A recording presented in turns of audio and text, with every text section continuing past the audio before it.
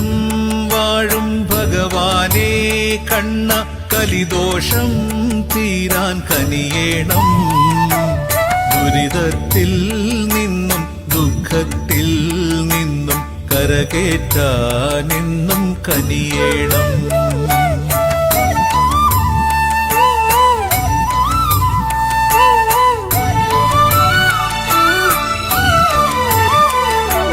വിഷ്ണുപുരം തന്നിൽ വിളങ്ങിടും കൃഷ്ണ കഷ്ടതയിൽ നിന്നും കാക്കേണം. അക്ഷരമായെന്റെ നാത്തുമ്പിൽ നിത്യം അമ്പിളി പോലെയുദിക്കേണം.